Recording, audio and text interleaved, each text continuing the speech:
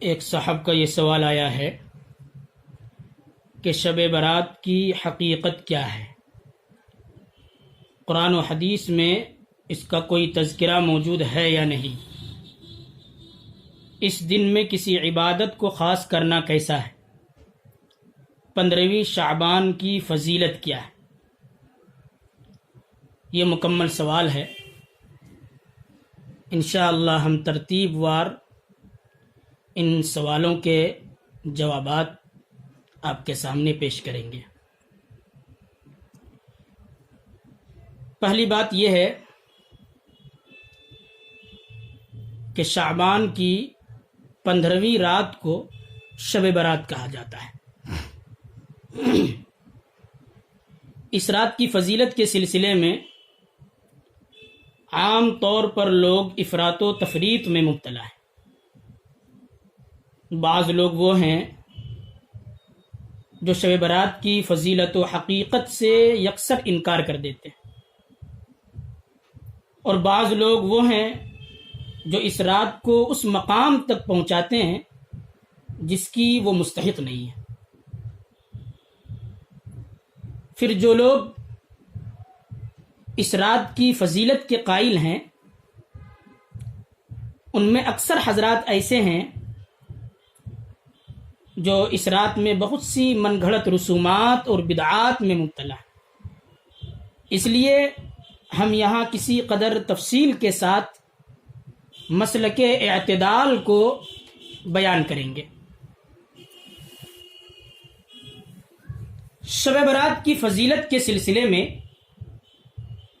تقریباً 10 صحابہ اکرام رضی اللہ عنہم اجمعین سے احادیث مروی ہیں جن میں نبی کریم صلی اللہ علیہ وسلم نے اس رات کی فضیلت بیان فرمائی ہے۔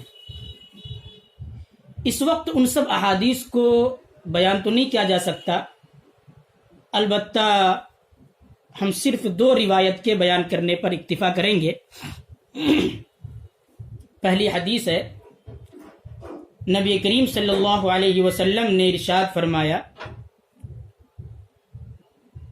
کہ نصف شعبان یعنی 15ویں شعبان کی شب میں اللہ رب العزت اپنی مخلوق کی طرف توجہ فرماتے ہیں اور مشرک اور کینہ پرور کے علاوہ سب کی مغفرت فرما دیتے ہیں۔ یہاں پر میں اس بات کا تذکرہ کرنا بہت ہی زیادہ مناسب سمجھتا ہوں کہ شب برات کی فضیلت کے سلسلے میں یہ ایک ایسی حدیث ہے جو ان لوگوں کے گردن پر تلوار کی طرح ہے جو لوگ اس رات کی فضیلت کا سرے سے انکار کر دیتے ہیں اور یہ کہتے ہیں کہ اس رات کی کوئی فضیلت نہیں ہے۔ کیونکہ شیخ البانی رحمۃ اللہ علیہ جو اہل حدیث کے بہت بڑے معتبر عالم دین سمجھے جاتے ہیں اور جن کو آج کے غیر مقلدین حضرات اپنا سب کچھ سمجھتے ہیں، جن کی ہر بات کو تسلیم کرتے ہیں، وہ اس حدیث کے بارے میں فرماتے ہیں حدیث صحیح، کہ اس حدیث کے راوی ثقہ ہیں، قابل اعتماد ہیں اور یہ حدیث صحیح ہے۔ بلکہ شیخ البانی رحمۃ اللہ علیہ نے السلسلۃ الصحیحہ نامی اپنی کتاب میں یہاں تک لکھا ہے کہ جو لوگ یہ کہتے ہیں کہ اس رات کی فضیلت میں کوئی صحیح حدیث نہیں ہے، ان کی یہ بات قابل اعتماد نہیں ہے۔ خلاصہ یہ ہے کہ یہ حدیث شب برات کی فضیلت پر دلالت کرتی۔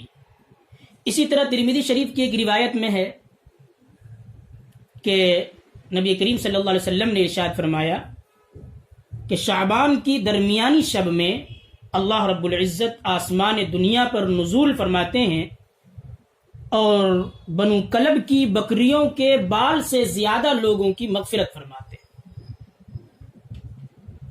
اس روایت سے بھی شب برات کی فضیلت ثابت ہوتی ہے۔ اس کے علاوہ بھی کئی ایک روایتیں ہیں، جیسا کہ ابھی آپ کو بتایا گیا کہ 10 صحابہ سے اس رات کی فضیلت کے سلسلے میں احادیث مروی ہے۔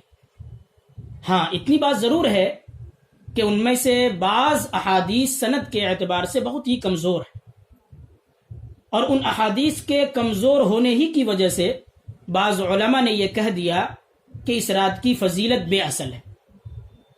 لیکن حضرات محدثین اور فقہاء کرام کا فیصلہ یہ ہے کہ اگر کوئی حدیث سند کے اعتبار سے کمزور ہو لیکن اس کی تائید بہت سی احادیث سے ہو جائے تو پھر اس کی وہ کمزوری دور ہو جاتی ہے۔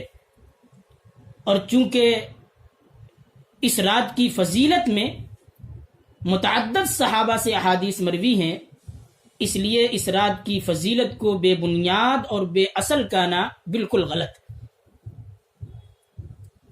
دوسری بات یہ ہے کہ قرآن کریم میں اس رات کی فضیلت کا کوئی تذکرہ موجود ہے یا نہیں۔ تو اس سلسلے میں عرض یہ ہے کہ قرآن کریم کی آیت انا انزلناہ فی لیلۃ مبارکۃ انا کنا منذرین، اس آیت کی تفسیر میں بعض علماء نے فرمایا ہے کہ مبارک رات سے مراد یہاں پر شب براءت ہے، لیکن جمہور مفسرین کی رائے یہ ہے کہ آیت میں مبارک رات سے مراد شب قدر ہے، اور آیت کی یہی تفسیر زیادہ راجح ہے۔ اس لیے قرآن کریم سے شب برات کی فضیلت کا ثبوت بہت ہی مشکل ہے۔ تیسری بات یہ ہے